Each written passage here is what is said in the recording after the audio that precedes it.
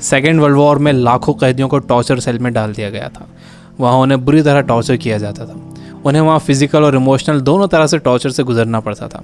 उन्हें अकेलेपन से भी गुजरना पड़ता था। कैदियों के सामने उनके दोस्तों की मौत हो जाया करती थी। उन्हें अपने दोस्तों और रिश्तेदारों को मरता हुआ देखना पड़ता था। ऐसे में कैदियों को ये लगने लगा था कि उनका भी मरना अब पक्का है।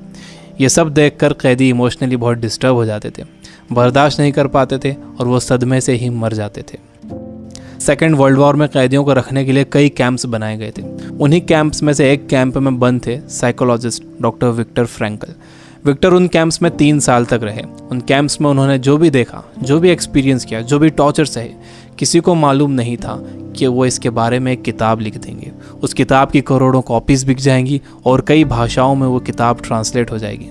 उन्होंने किताब लिखी जिसका नाम था मैन सर्च फॉर मीनिंग। अभी जो कोरोना क्राइसिस चल रही है, आप घरों में बंद हो, बोर हो रहे हो, अच्छा नहीं लग रहा है, तकलीफ हो रही है, तो आप अपनी इस तकलीफ को ज़रा इन टॉर्चर सेल्स के फ़ोटोज़ से एक बार कंपेयर ज़रूर करना।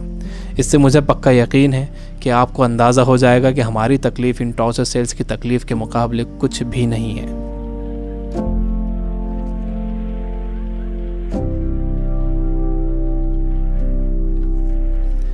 जब विक्टर को इन कैंप्स में डाला गया तो उनके साथ उनकी फैमिली भी थी, लेकिन सब के सब धीरे धीरे मरते गए। विक्टर एक इंसिडेंट बताते हैं। उनके साथ एक कैदी था। उसने फरवरी महीने के आखिर में एक सपना देखा। उसने विक्टर को बताया कि कल रात उसने एक सपना देखा था। सपने में एक आवाज़ गूंजी कि मुझसे जो पूछना है पूछो। तो मैंने उससे पूछा कि हम इस कैंप से बाहर कब निकलेंगे। तो उस आवाज़ ने कहा कि 30 मार्च को तुम लोग बाहर निकल जाओगे। इस सपने के बाद उस कैदी को पूरा यकीन हो गया था कि वो 30 मार्च को रिहा हो जाएगा। मार्च का महीना शुरू हो गया। वो एक एक दिन गिन रहा था।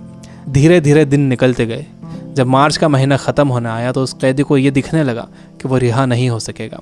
29 मार्च को वो बीमार पड़ गया और 30 मार्च को वो मर गया। ऊपरी तौर पर तो ये लग रहा था कि उस कैदी को कोई बीमारी हुई है जिससे वो मर गया, लेकिन विक्टर जानते थे कि वो कैदी किसी बीमारी से नहीं मरा था, बल्कि नाउम्मीदी से मरा था।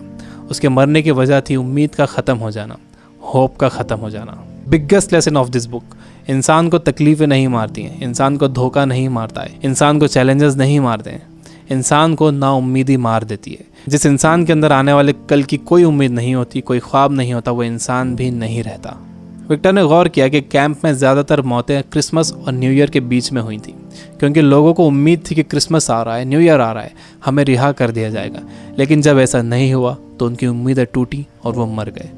जब भी किसी इंसान की उम्मीदें ख़त्म होती हैं तो उसका इम्यून सिस्टम कमज़ोर हो जाता है, और जब किसी का इम्यून सिस्टम कमज़ोर हो जाता है तो वो किसी भी छोटी मोटी बीमारी से मर सकता है। यानी पहले उम्मीदें ख़त्म होती हैं, उससे इम्यून सिस्टम कमज़ोर होता है, उसके बाद वो बीमारी ताकतवर हो जाती है। दूसरी चीज़ विक्टर ये बताते हैं कि आपके पास ज़िंदा रहने के लिए एक बड़ा सपना होना चाहिए, एक लॉन्ग टर्म गोल होना चाहिए।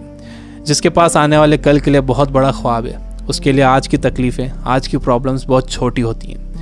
जब किसी का बिलीफ बड़ा होता है, किसी का कॉन्फिडेंस बड़ा होता है, किसी का सपना बड़ा होता है, किसी का कमिटमेंट बड़ा होता है, तो उसके सामने आने वाली क्राइसिस, प्रॉब्लम्स, तकलीफ़ें सब छोटी हो जाती हैं। हम कोरोना वायरस की क्राइसिस से घर में रहकर मुकाबला कर सकते हैं। आपको अपनी सुरक्षा करना है, लेकिन इससे घबराना नहीं है। आपको अपनी उम्मीद को ख़त्म नहीं होने देना है।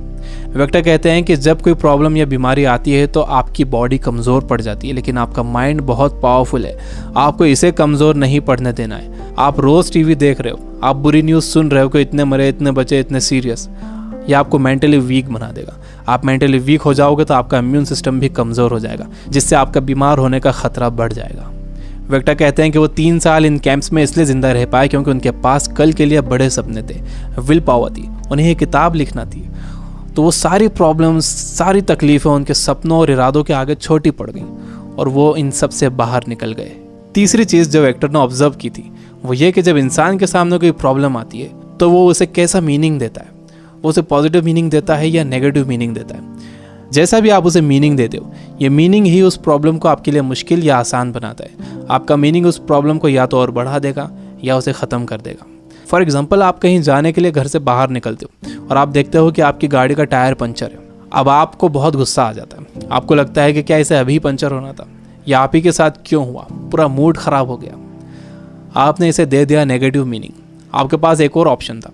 आप सोच सकते थे कि हो सकता है कुदरत आपको वहाँ जाने से रोक रही हो, हो सकता है कि आप किसी बड़े एक्सीडेंट से बच गए हों इसकी वजह से। अगर तेज़ स्पीड में गाड़ी का टायर पंचर हो जाता तो एक्सीडेंट हो सकता था। अच्छा हुआ कि निकलने से पहले ही आपको टायर पंचर मिला।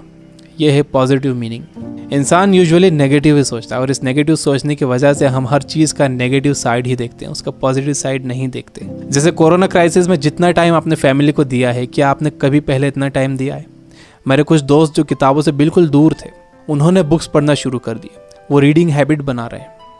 अगर कोरोना क्राइसिस ना होता तो क्या ऐसा होता था? जितना मैं इन दिनों पढ़ रहा हूँ, पहले इतना कभी नहीं पढ़ता था। जितनी सफाई लोगों ने रखनी शुरू कर दी है, पहले कभी नहीं रखते थे। बार बार हाथ धो रहे हैं, अच्छी तरह हाथ धो रहे हैं, सोशल डिस्टेंस मेंटेन कर रहे हैं। किसी लाइन में लगे हुए हैं तो दूर दूर खड़े हो रहे हैं। आसमान साफ नज़र आ रहा है, हवा साफ हो गई है, समंदर का पानी साफ हो गया है। ऐसा लग रहा है कि नेचर ने जैसे रीसेट बटन दबा दिया। हमें ये पॉजिटिव साइड्स भी सोचना चाहिए। जब तक आपके पास नेगेटिव मीनिंग है, आप उस क्राइसिस से डील नहीं कर सकते। हर प्रॉब्लम उसके साथ एक इक्वल अपॉर्चुनिटी भी लेकर आती है।